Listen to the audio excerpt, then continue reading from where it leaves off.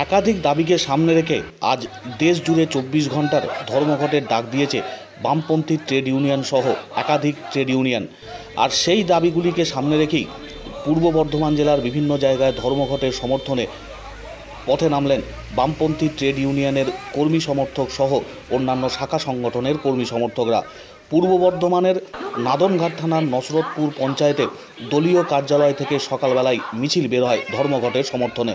তার পাশাপাশি সমুদ্রগড় রেল স্টেশনে এসে হাওড়া কাটোয়া লোকাল ট্রেন অবরোধ করে রাখেন ধর্মঘটের সমর্থনে সমর্থকরা।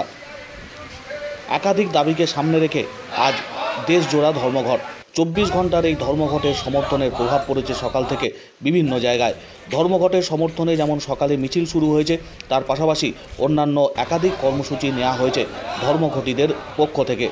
নাদনঘাট থানার নসরতপুর পঞ্চায়েত এলাকায় একটি মিছিল যেমন বার করা হয় সিআইটিইউ সহ বাম গণসংগঠনের কর্মী সমর্থকদের উপস্থিতিতে, তার পাশাপাশি ধর্মঘটের সমর্থনে সমর্থকরা সমুদ্রগড় রেল স্টেশনে হাওড়া কাটোয়া লোকাল ট্রেন অবরোধ করে রাখেন। এর ফলে ট্রেন চলাচলে বেশ কিছুটা প্রভাব পড়ে।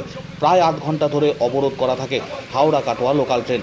পরবর্তী সময়ে রেল পুলিশের আধিকারিকরা তারাও আসেন ঘটনাস্থলে।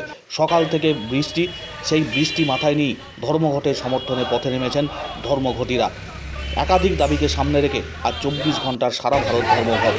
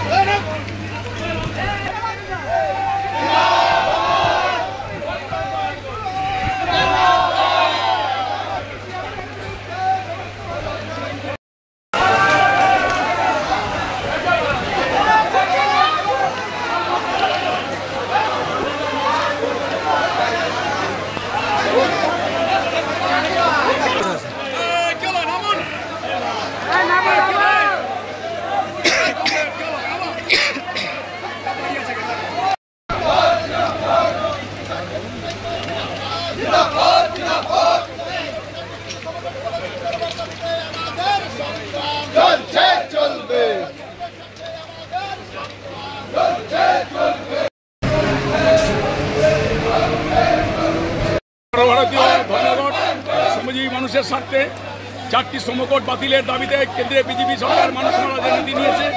কৃষকের ফসলের দাম নেই, একসঙ্গে কাজ নেই আমাদের রাজ্যে, এবং বিভিন্ন নিত্য প্রয়োজনীয় জিনিসের দাম সর্বত্র হচ্ছে হু করে বাড়ছে, এবং হচ্ছে একটা সাম্প্রদায়িক বাতাবরণ তৈরি করা হচ্ছে গোটা দেশে।